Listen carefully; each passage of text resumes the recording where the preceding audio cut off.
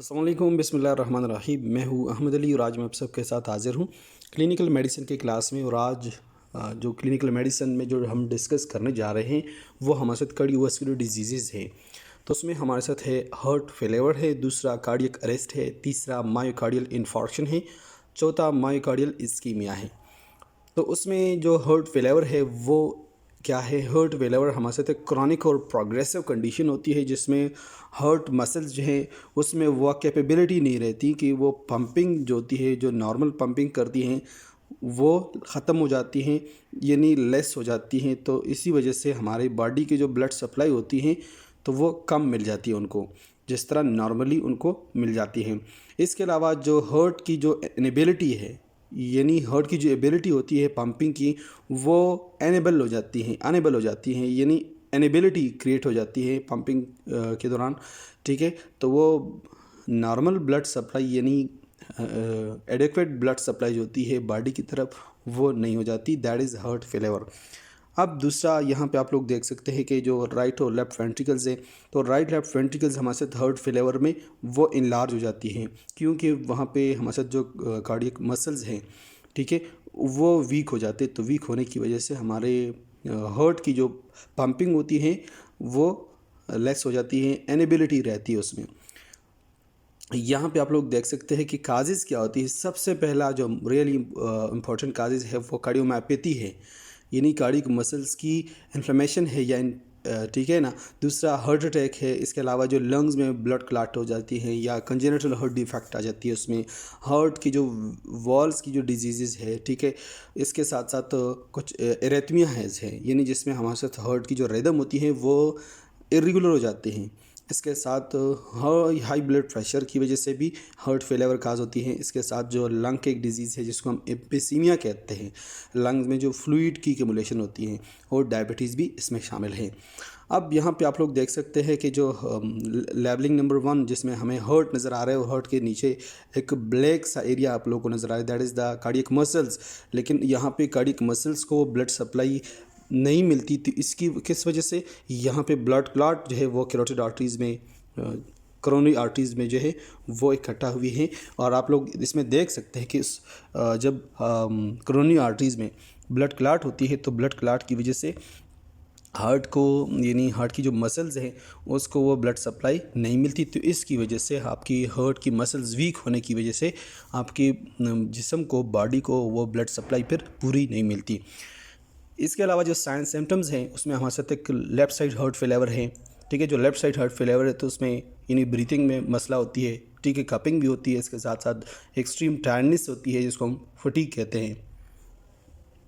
फिर इसमें हमारे साथ जनरल बॉडी की जो वीकनेस है वो भी उसमें आ जाती है। फिंगर्स और लेप्स में जो है ब्लूइश कलर जो है वो उस पर नज़र आ रही होती है। इसके अलावा स्लीपनेस होती है, ठीक है, और आप किसी चीज़ पर कंसंट्रेट नहीं कर सकते, ठीक है। इसके अलावा जो इनेबिलिटी होती है कि आप जो है ना फ्लैट जो है वो सो सके, जो सुपाइन पोजीशन में एक जिस तरह नॉर्मली हम सोते रहते हैं तो उसी तरह फिर आप में जो वो इनेबिलिटी यानी एबिलिटी जो है वो ख़त्म हो जाती है। फिर आपके साथ जो राइट साइड हार्ट फेलियर है, तो राइट साइड हार्ट फेलियर की जो साइन सिम्टम्स है उसमें हमारे साथ है नौजिया है, ठीक है, और इसके साथ आपकी जो एपेटाइट होती है वो भी लॉस हो जाती है।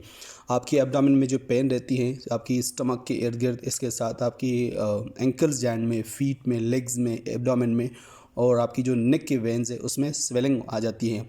और इसके साथ जो है ना आपका जो वेट है वो ज़्यादा हो जाते हैं, गेन हो जाता है। कुछ कॉम्प्लिकेशंस है को हार्ट फेलियर में कॉम्प्लिकेशंस जो है वो फर्दर आप लोग को आ सकती है। उसमें हमारे साथ किडनी और लीवर के डैमेज हो सकती है क्योंकि आपकी पूरी जिस्म को ब्लड सप्लाई जो होती है वो कम हो जाती है। तो आपकी इसकी वजह से लीवर को या किडनी को जब ब्लड सप्लाई रिड्यूस होती है, ठीक है, तो वहाँ पे फ्लूइड जो है वो बिल्डअप हो जाती है आपके ऑर्गन्स में, ठीक है, और वो लंग्स में भी, यानी लंग्स के इर्द गिर्द जो है वो भी फ्लूइड की एक्युमुलेशन हो सकती है। इसके अलावा माल न्यूट्रिशन भी होती है, ठीक है, और भी कुछ हार्ट की कंडीशंस है जिस तरह की इरेगुलर हार्ट बीट, ठीक है। इसके अलावा जो हार्ट की वाल्स है जिसमें हम मेटल वॉल रिगर्गिटेशंस कहते हैं, ठीक है। इसके अलावा जो कार्डियक अरेस्ट भी हो सकती है, पल्मोनरी हाइपरटेंशन भी हो सकती है, ठीक है। और इसके अलावा इसको हार्ट फेलियर जो है उसको हम किस तरह डायग्नोस कर सकते हैं, इसमें सबसे पहला जो है डॉक्टर जो है फिजिकल एग्जामिनेशन करते हैं, उसकी जो हार्ट रेट होती है उसको मेजर करते हैं, ब्लड प्रेशर को मेजर करते हैं, बॉडी वेट को भी मेजर करते हैं, ठीक है। और आपकी जो हार्ट स्टेथोस्कोप के ज़रिए जो ना हार्ट की जो साउंड्स है, ठीक है, उसको भी सुनते हैं। लेकिन जो एबनॉर्मल साउंड्स होते हैं उसको हम मर्मर कहते हैं, यानी मर्मर साउंड्स जो होती है हार्ट की, तो वो एबनॉर्मल साउंड्स होती हैं, ठीक है। उसमें इसके अलावा जो लंग्स हैं, तो लंग्स की जो फ्लूइड की कमुलेशन होती है तो उसको भी स्टेथोस्कोप के ज़रिए जो है वो सुन सकते हैं। इसके अलावा आपकी जो एंकल्स, फीट और लेग्स में भी जो स्वेलिंग वगैरह होती है तो उसको भी बेसिकली डॉक्टर जो है वो देखते हैं, ठीक है। इसके साथ जो एक इको कार्डियोग्राफी जिसको हम कहते हैं, तो उस इको की मदद से हम क्या कहते हैं, इजेक्शन फ्रैक्शन जो होती है उसको हम मेजर करते हैं। और इजेक्शन फ्रैक्शंस वो होती है कि जिसमें हमारे साथ बॉडी यानी हार्ट की जो पंपिंग होती है, ब्लड की जो पंपिंग होती है बॉडी की तरफ, ठीक है, तो वो उसकी जो मेजरमेंट है होती है वो भी देखती रहती है इको कार्डियोग्राफी में। इसके अलावा जो इजेक्शन फ्रैक्शन है इसमें उसकी ब्लड की जो परसेंटेज होती है, ठीक है, जो लेफ्ट वेंट्रिकल की जो ब्लड की यानी इजेक्शन फ्रैक्शन की जो कैपेसिटी की मेजरमेंट होती है तो वो इको कार्डियोग्राफी में हम देख सकते हैं। इसके अलावा यहाँ पे देखिए जब इको हम करते हैं तो उसमें 40% और less than of the blood in your left ventricle is pumped out, यानी आपकी लेफ्ट वेंट्रिकल से अगर 40% ब्लड जो है वो पंप होती है एक बीट में, तो इट मीन्स कि आपको हार्ट फेलियर है, ठीक है। और वो इजेक्शन फ्रैक्शन इससे भी वो हमारे साथ रिड्यूस होती रहती है। अगर 50% है, सॉरी, अगर 50% और more of the blood in your left ventricle is pumped out in 1 beat, you have heart failure with preserve ejection fraction. आपको 50% अगर 50% ब्लड जो है आपकी लेफ्ट वेंट्रिकल से वो बॉडी की तरफ जो है वो पंप हो रही है, सॉरी, तो इट मीन्स कि आपको हार्ट फेलियर है लेकिन प्रिजर्व इजेक्शन फ्रैक्शन के साथ। अच्छा, इसके अलावा जो है कार्डियक स्कैन भी हम कर सकते हैं, कार्डियक एमआरआई भी हम करते रहते हैं, ठीक है। इसके अलावा अगर कोई ब्लॉकेज वगैरह होती है उसके लिए कार्डियक कैथराइजेशन भी करती हैं, ठीक है। और कोरोनरी एंजियोग्राफी भी हम करते हैं, ठीक है। इसके अलावा ईसीजी जो होती है वो भी हम करते हैं कि उसकी हार्ट की जो इलेक्ट्रिकल एक्टिविटीज़ होती है उसको भी हम देखते रहते हैं, ठीक है। वो इसलिए हमें देखते हैं क्योंकि हार्ट फेलियर जो होती है तो उसमें हम हार्ट की जो कंडक्टिविटी होती है वो भी हमें देखना पड़ती है। अब इसके लिए जो ट्रीटमेंट है उसमें सबसे पहला जो रियली इम्पॉर्टेंट है वो है हेल्थी लाइफस्टाइल चेंजेस, यानी लाइफस्टाइल जो है वो चेंज करनी पड़ती हैं। सबसे पहला उसमें कार्डियक रिहेबिलिटेशन प्लान जो होती है, ठीक है, यानी सोडियम, ये जो साल्ट जो उसको हम कहते हैं उसकी इंटेक जो है वो हम कम कर सके। इसके अलावा स्मोकिंग जो होती है वो भी बंद करें, ठीक है। इसके अलावा जो अल्कोहल जो लोग लेते हैं उसको यानी उस अल्कोहल को अवॉइड करना चाहिए। और जो ऐसे कंट्रीब्यूटिंग रिस्क फैक्टर्स होती हैं जो आपकी ब्लड प्रेशर को, हार्ट रिदम को और एनीमिया को जो इम्प्रूव कर रही है तो उसको भी मैनेज किया जा सके। इसके अलावा अच्छी फूड जो है वो लेनी चाहिए, ठीक है। और इसके अलावा जो ना एक क्वालिटी सोने की ज़रूरत होती है। और स्ट्रेस जो आपके पास यानी आपके साथ आती है तो उसको आपने मैनेज करना पड़ेगा, तो फिर आपको हार्ट फेलियर की जो ट्रीटमेंट है वो आपके लाइफस्टाइल की चेंजेस में मदद दे सकती है। अब जो लेफ्ट साइड हार्ट फेलियर है जिसमें हम मेडिसिन देते हैं, जो डायरेटिक्स है, अल्डोस्टेरोन एंटागोनिस्ट है, ठीक है, वो क्या करती है कि आपके जो एक्स्ट्रा सोडियम होती है फ्लूइड जो आपकी बॉडी में उसको रिमूव करती है। दूसरा आपकी ब्लड वेसल्स को जो रिलैक्स कर रही है, इजी कर रही है कि उसमें हार्ट की जो पंपिंग होती है वो इजी हो जाए। तो वो कौन से हैं, वो एंजियोटेंसिन या कन्वर्टिंग एंजाइम इनहिबिटर्स है या एंजियोटेंसिन रिसेप्टर्स ब्लॉकर्स है। जो टेंसिन कन्वर्टिंग एंजाइम इनहिबिटर्स जो मेडिसिन है, ठीक है, तो आपके ब्लड वेसल्स जो होती है उसको रिलैक्स कर रही है, ठीक है, कि आपकी हार्ट जो होती है उसकी पंपिंग जो है वो इजी हो जाए। अच्छा, दूसरा क्या है कि जो आपकी हार्ट रेट को स्लो कर दी है, जिस तरह की बीटा ब्लॉकर्स है जिसको हम कहते हैं, तो वो एवरब्रेडिन है। इसके साथ डिजोक्सिन है, आपकी हार्ट बीट को स्ट्रॉन्ग कर रही है, ठीक है, आपकी हार्ट की पंपिंग की जो कैपेबिलिटी होती है वो भी स्ट्रॉन्ग कर रही है। इसके अलावा जो राइट साइड हार्ट फेलियर होती है तो उसमें डॉक्टर्स होती है वो ऐसे मेडिसिन जिस तरह की एक्स्ट्रा सोडियम और फ्लूइड आपकी बॉडी से जो है वो रिमूव कर सके। इसके अलावा जो ट्रीटमेंट होती है, जिस तरह हम लाइफस्टाइल जो है फिजिकली उसको चेंज करने पड़ते हैं या मेडिकेशन जब हम देते हैं, इसके अलावा कुछ प्रोसीजर्स है जो कार्डियोवास्कुलर डिजीज़ के लिए की जाती है। ठीक है, अच्छा, तो ये हमारे साथ वो प्रोसीजर्स है जो हार्ट फेलियर के लिए की जाती हैं। ठीक है, जो लाइफस्टाइल के साथ जो है वो चेंज नहीं, उसमें चेंजेस नहीं आती है या मेडिसिन की वजह से कोई चेंजेस नहीं आती, तो फिर उसके लिए हमको जो प्रोसीजर्स है वो हम करते हैं। ठीक है, जो सर्जरीज भी उसको हम कह सकते हैं। जो इजेक्शन फ्रैक्शन जो है होती है, यानी इजेक्शन फ्रैक्शन जो हमारे साथ हार्ट की होती है, जब वो रिड्यूस हो जाती हैं, ठीक है, और एक वर्स कंडीशन में आ जाते हैं, तो इसमें हमारे साथ एक प्रोसीजर है जिसको हम क्या कहते हैं, बाई वेंट्रिकुलर पेसमेकर, यानी जिसको हम कार्डियक रीसिंक्रोनाइजेशन थेरेपी भी हम इसको हम कह सकते हैं। ये हम this can help both side of your heart contracts at the same time to relieve your symptoms, यानी जो हार्ट फेलियर के जो सिम्टम्स हैं उसको जो है रिलीव कर सकती हैं। ठीक है, और दूसरा आपके साथ मैकेनिकल हार्ट पंप है। जो मैकेनिकल हार्ट पंप होती हैं कि क्योंकि आपकी हार्ट की जो पंपिंग है तो वो लेस हो चुकी है, कम हो चुकी है, इसकी वजह से आपकी बॉडी को जो ब्लड पूरी नहीं मिलती, तो इसकी वजह से आपकी किडनी और लीवर जो है वो भी डैमेज हो सकती है, और आपके उसमें जो लंग्स में फ्लूइड की एक्युमुलेशन भी हो सकती है। ठीक है, और दूसरा आईसीडी जिसको हम कहते हैं, यानी इम्प्लांटेबल कार्डियो वर्टर डिफिब्रिलेटर जो है वो भी हम लगाते हैं, प्रोसीजर्स है जिसमें आईसीडी हार्ट रेट जो है वो चेक करते हैं, और इलेक्ट्रिकल पल्सेस को, यानी जो करेक्ट इलेक्ट्रिकल पल्सेस होती है उसको करेक्ट करते हैं, और इरेगुलर हार्ट रिदम्स जो होती है क्रिएट होती है तो उसको भी रिड्यूस करते हैं, और that can cause sudden cardiac arrest, यानी इरेगुलर हार्ट रिदम्स जो होती है उससे डायरेक्टली जो है कार्डियक अरेस्ट होती है, यानी कार्डियक की जो एक्टिविटी होती है वो एग्जैक्टली ख़त्म हो जाती है, तो उसको क्या करते हैं, करेक्ट करते हैं। अब कार्डियक अरेस्ट क्या है हमारे साथ? कार्डियक अरेस्ट इसको हम क्या कहते हैं कि जो ब्लड फ्लो होती है और सडनली वो स्टॉप हो जाती है। ठीक है, और कार्डियक अरेस्ट जिसमें हमारे साथ ब्लड फ्लो जब डायरेक्टली बंद होती है तो वो किस वजह से हमारे साथ जो इलेक्ट्रिकल इम्पल्सेस होती है हार्ट की, तो वो हमारे साथ जो एस ए नोड और ए बी नोड की जो दरमियान जो इलेक्ट्रिकल एक्टिविटीज़ होती हैं तो वो स्टॉप हो जाती है असल में। अच्छा, when these impulses change pattern the heart beat becomes irregular, यानी जो पल्सेस होती है उसकी जो पैटर्न जो है वो चेंज हो जाती है, तो उसमें हमारे साथ हार्ट बीट जो है वो इरेगुलर हो जाती है। इसको हम एरिथमिया भी कह सकते हैं, लेकिन कुछ एरिथमियाज जो होती है वो स्लो होती है और कुछ जो है वो रैपिड होती है, तेज़ होती है।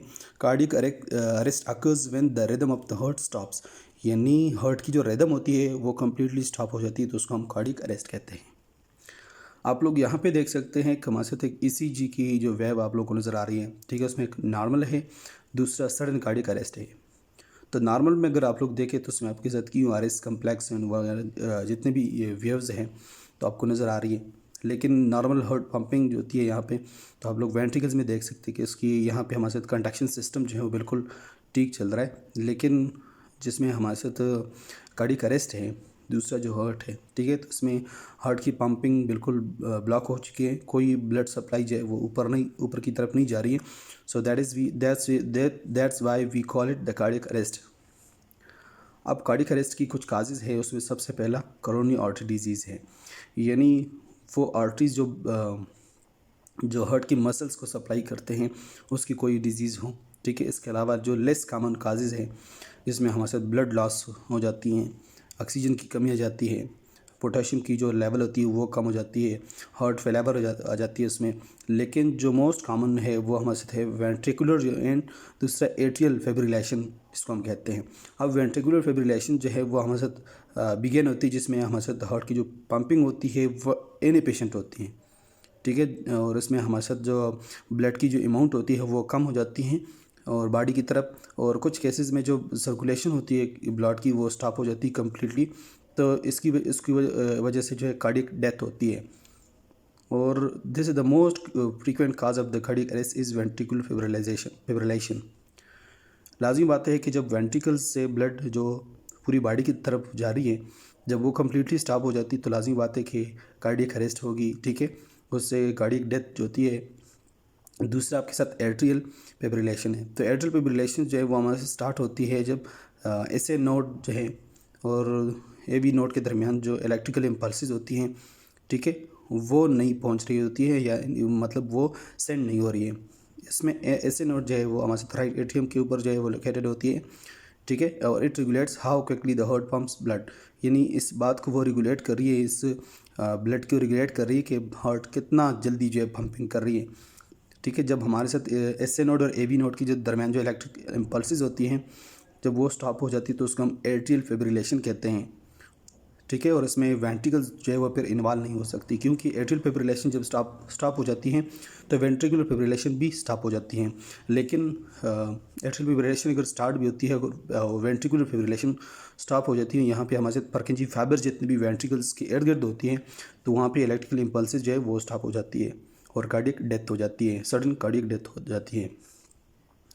फिर हमारे जो रिस्पेक्टर्स है कार्डियक अरेस्ट की, उसमें एक स्मोकिंग है, दूसरा सेडेंट्री लाइफस्टाइल है, ठीक है। इसके अलावा जो हाई ब्लड प्रेशर है सॉरी, फिर चौथा आपके साथ ओबेसिटी है। जो ओबेस पेशेंट होते हैं, जो लोग जिनको फॉर एग्जांपल कार्डियक अरेस्ट होती है, या कार्डियक अरेस्ट को जो है इंक्रीज़ करने की वजूहत ये है कि स्मोकिंग है, लाइफस्टाइल, वो लाइफस्टाइल जिसमें कोई किस्म की परहेज़ जो है वो नहीं करते, हाई ब्लड प्रेशर उनका रहती है, और वो पेशेंट जो है ओबेसिटी का शिकार होती है। इसके अलावा उसकी हार्ट डिजीज़ फैमिली हिस्ट्री से उन लोगों में आ रही है, ठीक है। और पहले उनको फॉर एग्जांपल हार्ट अटैक जो है वो हो चुकी होती है, उसकी प्रीवियस हिस्ट्री होती है। जिस तरह की फॉर एग्जांपल हमारे साथ वेसल्स है हार्ट की, जिसको हम करोनी आर्टरीज़ कहते हैं, तो वो हमारे साथ करोनी जो आर्टरीज़ जो है वो इंटीरियर भी है, पोस्टीरियर भी है, ठीक है, बायलैटरल भी है। फॉर एग्जांपल कार्डियक यानी इंटीरियर MI जिसको हम कहते हैं, या इंटीरियर मायोकार्डियल इन्फॉर्क्शन होती है, तो वो भी उसमें जो है ना बाज़ वक़्त पेशेंट्स को नेक्स्ट मौका जो है मिल जाती है। लेकिन उसको हम जो हार्ट अटैक आती हैं, तो उन जिन लोग पेशेंट्स की प्रीवियस हिस्ट्री भी होती है हार्ट अटैक की, तो उन लोगों में जो है कार्डियक अरेस्ट की चांसेस जो है वो बढ़ सकती है। इसके अलावा जो लोग 45 ईयर के अबाव हो, जो मेन होती है, और वुमेन जो 55 ईयर्स के अबाव हों, ठीक है। इसके अलावा जो कार्डियक अरेस्ट होती है वो मेल जेंडर में जो है वो ज़्यादा होती है, ठीक है। इसके अलावा जो मैग्नीशियम और पोटाशियम की जो लेवल होती है वो लो हो जाती हैं। कार्डियक अरेस्ट की कुछ साइन सिम्टम्स हैं। अच्छा, उसमें हमारे साथ एक जो कार्डियक अरेस्ट की जो साइन सिम्टम्स है, तो उसमें हार्ट पल्पिटेशंस जो हैं उसकी एक्सपीरियंस भी आ जाती हैं, ठीक है, उन पेशेंट्स में जिनमें कार्डियक अरेस्ट होने की चांसेस होती हैं। इसके अलावा जो इमीडिएट इमरजेंसी केयर जो है उन लोगों को प्रोवाइड की जाती है, यानी जिनकी ये एक्सपीरियंस, यानी ये सिम्टम्स जिन लोगों में आ जाती हैं, यानी जिसमें फॉर एग्जांपल जो पेशेंट में चेस्ट पेन या कोई पल्स उसकी नहीं होती, तो यानी उन पेशेंट्स को जल्द से जल्द इमरजेंसी केयर की ज़रूरत होती है, ठीक है। इसके अलावा जो ब्रीथिंग के दौरान कोई डिफ़िकल्टी होती है, या उसकी कोई ब्रीथिंग नहीं होती, इसके अलावा जो कॉन्शियसनेस की जो वो लॉस हो जाती है, तो उसी दौरान उसको इमीडिएट इमरजेंसी जो है वो प्रोवाइड करनी चाहिए। इसके अलावा कोई यानी कोलैप्स उसमें होती है, तो भी जो है इमीडिएट इमरजेंसी केयर जो है प्रोवाइड करने की ज़रूरत होती है। अब उसको कार्डियक अरेस्ट को हम किस तरह डायग्नोस कर सकते हैं? इसमें हमारे साथ जो है ना ECG की मदद से उसको हम आइडेंटिफाई कर सकते हैं कि जो एबनॉर्मल हार्ट रिदम होती हैं, ठीक है। इसके अलावा और भी जो टेस्ट है, जो ब्लड टेस्ट है या जो चेस्ट एक्सरा है, उसमें भी हम उस कार्डियक अरेस्ट जो है वो देख सकते हैं कि जो साइन सिम्टम्स होती है हार्ट अटैक की, जिसमें हम पोटेशियम और मैग्नीशियम लेवल जो है वो ब्लड टेस्ट में मेजर कर सकते हैं। चेस्ट एक्सरा जो है उसमें हम जो हार्ट की जो डिजीज़ है, यानी हार्ट का जो साइंस हैं वो हम देख सकते हैं। फिर इसके लिए जो ट्रीटमेंट है कार्डियक अरेस्ट के लिए, जो फर्स्ट ऑफ ऑल वो CPR, जिसको हम कार्डियोपल्मोनरी रिससिटेशन है, एक ऐसा यानी एक ऐसे कंडीशन, यानी कार्डियक अरेस्ट को प्रिवेंट करने के लिए, यानी कार्डियक अरेस्ट से रिकवर करने के लिए जो प्रोसीजर की जाती है, ये इमरजेंसी ट्रीटमेंट। इसके अलावा हमारे डिफिब्रिलेशन जो है, ठीक है, ये ट्रीटमेंट जो है हम क्या करते हैं कि हार्ट बीट्स जो है उसको दोबारा लेके आती हैं, जिन पेशेंट्स की हार्ट बीट जो है वो स्टॉप हो जाती हैं। अगर कोई पेशेंट जो है वो कार्डियक अरेस्ट से सर्वाइव हो रही है, तो ये नीचे की जो मेडिकेशंस हैं, तो यानी the following treatment to reduce the risk of another attack, यानी ये मेडिकेशंस है या जो सर्जरीज है या जो एक्सरसाइज है या जो डाइट की जो चेंजेस हैं वो इसलिए फॉलो करनी चाहिए कि जो है दोबारा उस पेशेंट के ऊपर कोई अटैक ना आ जाए, ठीक है। और मेडिकेशंस वो कि हाई ब्लड प्रेशर और कोलेस्ट्रॉल जो है उसको कम करे। दूसरा सर्जरी जो डैमेज ब्लड वेसल्स है या जो हार्ट की जो वाल्व्स है, ठीक है, ये जो बाईपास वगैरह या कोई आर्टरीज की जो ब्लॉकेज है उसको रिमूव करे, उसको रिपेयर करे। इसके अलावा जो एक्सरसाइज है जो कार्डियोवास्कुलर फिटनेस को इम्प्रूव करती हैं। इसके अलावा जो डाइट की जो चेंजेस है वो कोलेस्ट्रॉल लेवल में हेल्प कर सकती हैं। फिर हमारे साथ माइकार्डियल इन्फार्क्शन है। Myocardial infarction is refer to tissue death, यानी हार्ट के मसल्स जो माइकार्डियल मसल्स है जिसमें इस्कीमिया की वजह से यानी लैक ऑफ ऑक्सीजन की वजह से हार्ट की जो मसल्स है, ठीक है, वो जो है ना डैमेज हो सकती हैं। और ये माइकार्डियल इन्फार्क्शन हमारे साथ एक एक्यूट कोरोनरी सिंड्रोम है, ठीक है, जिसमें हमारे साथ एक sudden and short term changes जो हैं वो ब्लड फ्लो की जो है वो रिलेटेड आती हैं, ठीक है। इसी तरह जो एक्यूट कोरोनरी सिंड्रोम है जिसको हम अनस्टेबल एंजाइना भी कहते हैं, ठीक है, या जो माइकार्डियल इन्फार्क्शन है ये हमारे साथ कहाँ पे जहाँ पे हमारे साथ सेल डेथ होती है। तो सेल डेथ फॉर एग्जांपल एक मसल है हार्ट की माइकार्डियम की जो मसल कोरोनरी आर्टरीज है तो उनमें ब्लड सप्लाई जो माइकार्डियम को नहीं मिलती, वहाँ पे कोई ब्लॉकेज वगैरह आ जाता है, ठीक है, तो वहाँ पे हमारे साथ एक इस्कीमिया जो है वो क्रिएट हो सकती है। तो यहाँ पे आप लोग देख सकते हैं कि इस आर्टरीज में ब्लॉकेज हुई है, तो ब्लॉकेज की वजह से यहाँ पे हमारे साथ मसल डैमेज हो चुकी हैं। अब इसके कुछ साइन सिम्टम्स हैं, ठीक है, और चेस्ट में प्रेशर जो है वो आ जाती हैं और चेस्ट में पेन होती है, बैक में पेन होती है, जॉ में होती हैं, ठीक है। इसके अलावा अदर एरियाज ऑफ द यानी हमारे अपर बॉडी के जो पार्ट्स है तो वहाँ पे हमारे साथ कुछ मिनट्स में जो है वो पेन जो होती है वो अप डाउन जाती रहती है। जिस तरह की चेस्ट है, बैक है या जो जॉ है, ठीक है, उसी एरिया में वो पेन स्प्रेड होती रहती है। इसके अलावा जो ब्रीथ होती है उसकी शॉर्टेज आ जाती है, शॉर्टनेस ऑफ ब्रीथ आती है। इसके अलावा स्वेटिंग आती है, नाजिया, वोमिटिंग और एंजाइटी और कफ और डेजनेस। इसके अलावा हार्ट रेट जो है वो बहुत फास्ट हो जाती हैं। अब इसकी भी हमारे साथ कुछ काजेज़ है। सबसे पहला है बैड कोलेस्ट्रॉल। तो बैड कोलेस्ट्रॉल जिसको हम LDL भी कहते हैं, यानी लो डेंसिटी लिपोप्रोटीन, जिसमें हमारे साथ एक आर्टरीज में वो ब्लॉकेज बनाती हैं, ठीक है। इसके अलावा जो सेचुरेटेड फैट्स है, तो सेचुरेटेड फैट्स होती है यानी जो कोरोनरी आर्टरीज के अंदर जो प्लेक्स बनती हैं उसकी बिल्डअप होने की वजह से, यानी जो सेचुरेटेड फैट्स होती हैं तो वो हमारे साथ मीट्स में, डायरी प्रोडक्ट्स में, जो बीफ और बटर चीज़ वगैरह में पाए जाते हैं। इसके अलावा जो ट्रांस फैट हैं ये भी हमारे साथ फैट का एक टाइप है, जिस तरह वो आर्टरीज के अंदर जो है वो इकट्ठा हो जाती है, बिल्डअप हो जाती है। तो ये हमारे साथ ये फैट जो होती है, जो ट्रांस फैट जिसको हम कहते हैं, ये हमारे साथ एक आर्टिफिशियली प्रोडक्शंस में आती हैं, जिस तरह की जो फूड्स होती हैं जो, ठीक है। अच्छा, तो ये हमारे साथ है काजेज़, ठीक है। अब इसकी जो डायग्नोसिस है वो हम ECG की मदद से, ब्लड टेस्ट की मदद से, ठीक है, एंजियोग्राम की मदद से और इकोग्राम की मदद से जो है वो कर सकते हैं, ठीक है।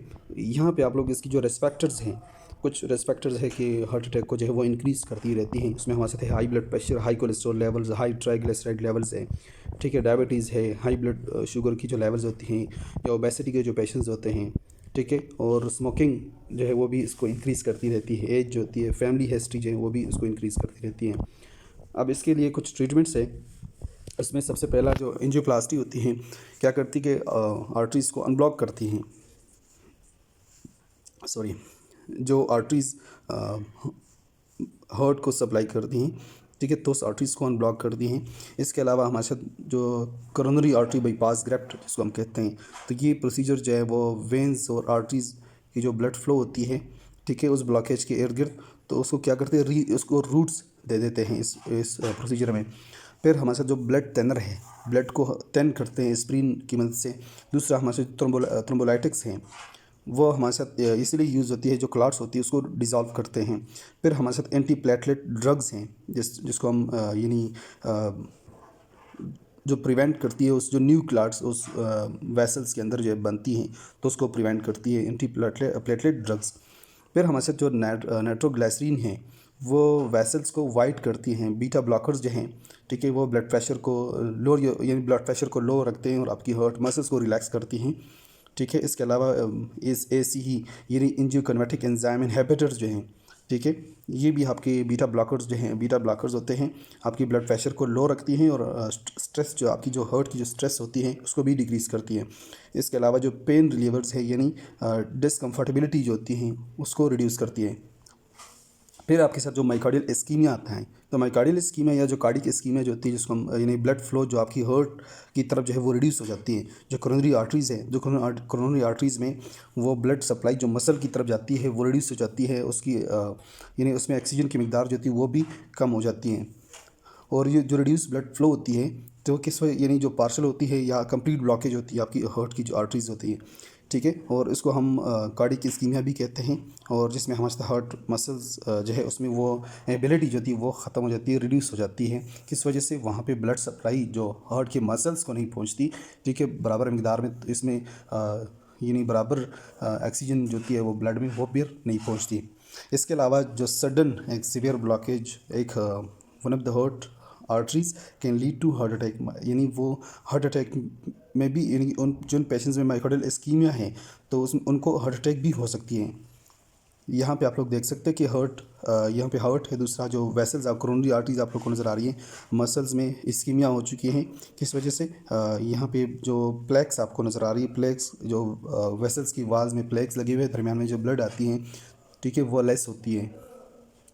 अब जो माइकार्डियल इस्कीमिया है उसकी जो काजेज़ हैं वो कोरोनरी आर्टरी डिजीज़ है। इसको ये जो वेसल्स के अंदर प्लेक्स बनते हैं, ठीक है, कोलेस्ट्रॉल की वजह से या ब्लड क्लॉट की वजह से या कोरोनरी आर्टरीज़ के अंदर जो स्पाज्म आ जाती है, ठीक है। अब इसके कुछ साइन सिम्टम्स हैं। The most common is chest pressure और pain typically on the left side of the body, जिसको एंजाइना पेक्टोरिस जो रीजन है हमारे साथ चेस्ट में, तो वहाँ पर पेन जो है वो स्टार्ट हो जाती है, वहाँ पर प्रेशर जो है वो आपको फील होती रहती है।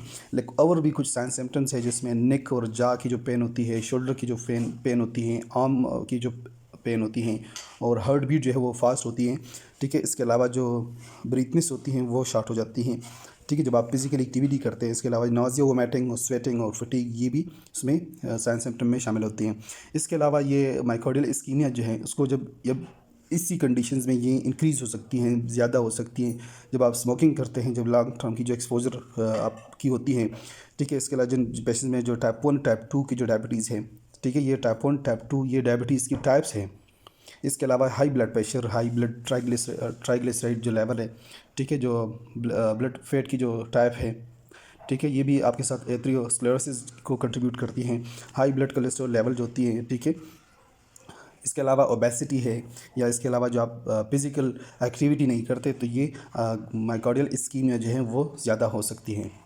कुछ कॉम्प्लिकेशंस हैं, यानी इन वजूहात की वजह से, यानी माइकार्डियल इस्कीमिया जो है, ठीक है, वो इसी हालत में जा सकती है, हार्ट अटैक में जा सकती हैं, इरेगुलर हार्ट रिदम में भी जा सकती है, जिसको हम एरिथमिया कहते हैं, यानी एबनॉर्मल हार्ट रिदम जो है आपकी हार्ट को जो है वो वीक करती है, आपकी लाइफ थ्रेटनिंग कंडीशन में आपको लेके जाती है, ठीक है। अब हार्ट अटैक क्या है कि जो कोरोनरी आर्टरीज जो है वो कम्प्लीटली ब्लॉक हो जाती हैं, ठीक है, और lack of blood and oxygen can lead to heart attack, यानी हार्ट अटैक तब आ सकती है कि जब ब्लड और ऑक्सीजन की कमी की वजह से, ठीक है ना। अच्छा, दूसरा, जब ब्लड और ऑक्सीजन कम मिकदार में मिलती है मसल्स को, तो मसल भी डिस्ट्रॉय होती है, इस्कीमिया आ जाती है, एक सीरियस कंडीशन क्रिएट हो जाती है। अब हार्ट फेलियर यानी जिसमें हमारे साथ इस्कीमिया की जो एपिसोड है वो रिपीटेड होती रहती है, तो वो हार्ट फेलियर में जाती हैं। अच्छा सॉरी, दूसरा आपके साथ है डायग्नोसिस, यानी उसको आप किस तरह जो है डायग्नोस कर सकते हैं। उसमें एक है ईसीजी है, ठीक है, certain changes in heart electrical activity, यानी इलेक्ट्रिकल एक्टिविटी जो होती है। अच्छा, तो आप लोग यहाँ पे देखें कि ईसीजी की मदद से यानी जो हार्ट की इलेक्ट्रिकल एक्टिविटी है, ठीक है, यानी हार्ट की जो डैमेज की जो साइंस है वो आप ईसीजी में वो चेंजेस देख सकते हैं। जो स्ट्रेस टेस्ट है, ठीक है, exercise make you heart pump harder and faster than usual, so stress test can detect heart problem that might not be noticeable otherwise, यानी जो स्ट्रेस टेस्ट उसको हम कहते हैं, यानी स्ट्रेस के बाद यानी एक्सरसाइज जो है वो कर लेती हैं, उसी दौरान जो है ना हार्ट की जो पंपिंग होती है वो बहुत स्ट्रांग हो जाती है, तो उसी दौरान जो प्रॉब्लम यानी हार्ट की जो प्रॉब्लम्स होती हैं वो आप डिटेक्ट करके देख सकते हैं। दूसरा इकोकार्डियोग्राम जो है, यानी इकोकार्डियोग्राम जो है आपके साथ इस बात यानी हार्ट की जितने भी डैमेज वगैरह पंपिंग की जो एबनॉर्मलिटी है उसको भी आइडेंटिफाई कर लेते हैं। इसके अलावा जो स्ट्रेस इकोकार्डियोग्राम है, स्ट्रेस इकोकार्डियोग्राम हमारे साथ रेगुलर इकोकार्डियोग्राम की तरह होती हैं, लेकिन इसमें स्टेशनरी बाइक के ऊपर जो पेशेंट होता है वो एक्सरसाइज कर लेता है तो उसके बाद उसकी इको कर लेते हैं। फिर कोरोनरी एंजियोग्राफी जो है, कोरोनरी एंजियोग्राफी में जो कंट्रास्ट होती है जिसको हम डाय कहते हैं, वो हम वेसल्स में इंजेक्ट करते हैं। वेसल्स, हार्ट के जो वेसल्स है उसमें हम उसकी जो एक्सरेज इमेजेस जो है वो हम ले लेते हैं, तो उसमें हमें उसकी जो जहाँ पर हमने डाई डाली हुई है, कंट्रास्ट डाली हुई जिस वेसल्स में, तो उसमें हमें अंदाज़ा हो जाती है, ठीक है, किसी जगह पे कोरोनरी स्पाज्म हो वगैरह तो, या प्लेक्स वगैरह हो, एथेरोस्क्लेरोसिस हो, तो वो भी हम उसमें देख सकते हैं। फिर कार्डियक सीटी स्कैन है। कार्डियक सीटी स्कैन ये टेस्ट जो है हमें यानी हमें डिटरमाइन करती है कि कोई कोरोनरी आर्टरीज में कोई कैल्शियम की बिल्डअप हुई है, ठीक है, या कोरोनरी एथेरोस्क्लेरोसिस की कोई साइन है, ठीक है, हार्ट की जो आर्टरीज है तो वो भी हम सीटी स्कैन कोरोनरी सीटी एंजियोग्राम में भी देख सकते हैं। माइकार्डियल इस्कीमिया की जो ट्रीटमेंट है, ठीक है, तो वो क्या करती है कि ट्रीटमेंट जो ब्लड फ्लो है उसको इम्प्रूव कर सकती है, जो हार्ट मसल्स को ब्लड सप्लाई जाती है, और वो सिविरिटी कंडीशन जो होती है उस पर डिपेंड करती है, ठीक है, जिसमें हम मेडिकेशंस और सर्जरी दोनों जो है वो रिकमेंड करते हैं। मेडिकेशन जो है माइकार्डियल इस्कीमिया जो ट्रीट कर रही है, जिसमें हमारे एस्पिरिन है, नाइट्रेट्स है, बीटा ब्लॉकर्स है, कैल्शियम चैनल ब्लॉकर्स है। एस्पिरिन क्या करते हैं, जो डेली एस्पिरिन जो होती है हम लेते हैं तो ब्लड को थिन करते हैं कि उसमें हमारे साथ जो ब्लड क्लॉट की जो रिस्क होती है उसको रिड्यूस करती हैं, ठीक है। इसके अलावा जो ब्लॉकेज होती है उसको भी प्रिवेंट करती है कोरोनरी आर्टरीज़ के अंदर, ठीक है। इसके अलावा जो नाइट्रेट्स है, ये मेडिकेशंस जब आर्टरीज़ यानी मेडिकेशंस वाइडन आर्टरीज़ को वाइड कर रही है, खोलती हैं, ठीक है, और ब्लड फ्लो को जो है वो इम्प्रूव कर रही होती है। Better blood flow means your heart does not have work as hard, यानी बेटर ब्लड फ्लो का मतलब यह है कि आपका हार्ट जो है ना, यानी हार्ट जो होती है उसका जो नॉर्मल फंक्शन होती हैं उसी तरह वो होना चाहिए। फिर बीटा ब्लॉकर जो हैं वो ये मेडिकेशन जो है आपकी these medication help relax your heart muscle को रिलैक्स कर रही हैं बीटा ब्लॉकर्स, ठीक है। आपकी हार्ट बीट जो ज़्यादा होती है उसको स्लो करती हैं, और ब्लड प्रेशर जो है उसको भी डिक्रीज़ कर रही होती हैं, और क्योंकि वहाँ पे जो ब्लड फ्लो होती हैं हार्ट जो है वो मसल्स की तरफ जो ब्लड फ्लो जाती हैं तो वो भी इजीली हो जाती हैं। फिर आपके साथ जो कैल्शियम चैनल ब्लॉकर्स है, तो ये मेडिकेशंस आपकी ब्लड वेसल्स को वाइड भी करती हैं, रिलैक्स भी करती हैं, ब्लड फ्लो को इंक्रीज़ भी करती है, आपकी जो हार्ट के जो ब्लड फ्लो होती है, ठीक है। कैल्शियम चैनल ब्लॉकर्स आपकी जो पल्सेस हैं उसको भी स्लो करती हैं, और वर्कलोड जो आपकी हार्ट के ऊपर होती है उसको भी रिड्यूस कर लेती हैं। इसी तरह कोलेस्ट्रॉल की जो मेडिकेशंस है, कोलेस्ट्रॉल को जो है ना नॉर्मल मकदार यानी डिक्रीज़ लेवल पे आ जाती हैं, ठीक है। जो कोरोनरी आर्टरीज़ के अंदर जो प्राइमरी मटेरियल्स होती है जो डिपॉजिट हो चुकी है। इसके अलावा जो एंजियो कन्वर्टिंग एंजाइम इनहिबिटर्स है, तो ये मेडिकेशंस आपकी ब्लड वेसल्स को रिलैक्स करती है, ठीक है। आपकी जो ब्लड प्रेशर है उसको भी लो रखती है। इसके अलावा जो रेनोलाजीन है जिसको हम रेनेक्सा कहते हैं, ये मेडिकेशंस आपकी कोरोनरी आर्टरीज़ को जो है ना रिलैक्स करती हैं। रेनोलाजीन जो है वो can be prescribe with the angina medication, जो इंजाइना होती है, जिस तरह की कैल्शियम चैनल ब्लॉकर्स और बीटा ब्लॉकर्स और नाइट्रेट्स हैं, ठीक है। बाज़ औक़ात जो मोर एग्रेसिव ट्रीटमेंट की ज़रूरत होती है कि आपकी ब्लड फ्लो जो है वो इम्प्रूव हो जाए, तो उसके लिए जो प्रोसीजर्स है, ठीक है, तो उसमें हमारे तक एंजियोप्लास्टी है, दूसरा स्टंट है, ठीक है। तो हम क्या करते हैं, एक लॉन्ग और थिन ट्यूब होती है जिसको हम कैथेटर कहते हैं, वो हम वेसल्स के अंदर यानी कोरोनरी आर्टरीज़ के अंदर जो इंसर्ट करते हैं। एक गाइड वायर जो होती है वो एक बालून, वो गाइड वायर में जो एक बालून होती है, तो वो बालून हम वेसल्स के अंदर जिस जगह पे नैरो एरिया होती है वहाँ पे उसको हम खोल देते हैं, और आर्टरी जो है वहाँ पे वाइड हो जाती है, ओपन हो जाती हैं आपकी वेसल्स को, यानी आपकी जो कोरोनरी आर्टरीज़ है उसको ओपन रखती हैं, तो वो स्टंटिंग या एंजियोप्लास्टी जिसको हम कहते हैं, ठीक है। फिर आपके साथ जो कोरोनरी आर्टरी बाईपास सर्जरी है, तो कोरोनरी आर्टरीज बाईपास सर्जरी जिसमें एक सर्जन यानी जो इंटरवेंशन रेडियोलॉजिस्ट या कार्डियोलॉजिस्ट होती है, ठीक है, तो वो वेसल क्या करते हैं, एक वेसल्स के ज़रिए आपकी बॉडी यानी आपकी जो बॉडी है वहाँ से एक ग्रेप्ट बनाती हैं, ठीक है, जो ब्लड फ्लो को अलाव करती है। उसकी ब्लड फ्लो जो है वो ब्लॉकेज की इर्द गिर्द जो एरिया होती है, जो नैरो एरिया होती है, जो कोरोनरी आर्टरीज है फॉर एग्जांपल, ठीक है, तो उसको ओपन कर लेती हैं। फिर आपके साथ जो इन्हेंस एक्सटर्नल काउंटर फल्सेशन है, तो ये एक non invasive out patient treatment है, ठीक है, जो रिकमेंड करती है उन लोगों के लिए यानी जिसकी ट्रीटमेंट कोई भी ट्रीटमेंट जो है वो काम नहीं कर रही है। कप्स जो है होती हैं, कप्स की जो मसल्स है दैट हैव बीन रैप्ड, वो रैप करती हैं उसमें जो लेग्स हैं, ठीक है। तो लेग्स में आपके साथ जो कफ होती है तो उसको रैप करती है, और लेग्स जो हैं वो इन्फ्लेम करती है, वहाँ पे जो एयर होती है वो डिप्लेटेड हो जाती है, और रिजल्ट में क्या हो जाता है कि ब्लड वेसल्स की जो प्रेशर है वो इम्प्रूव हो जाते हैं हार्ट की तरफ। अच्छा, थैंक यू सो मच। ये रहा हमारे साथ आज का लेक्चर। फिर मिलते हैं अगले लेक्चर में इंशाल्लाह। तब तक के लिए अल्लाह हाफिज़।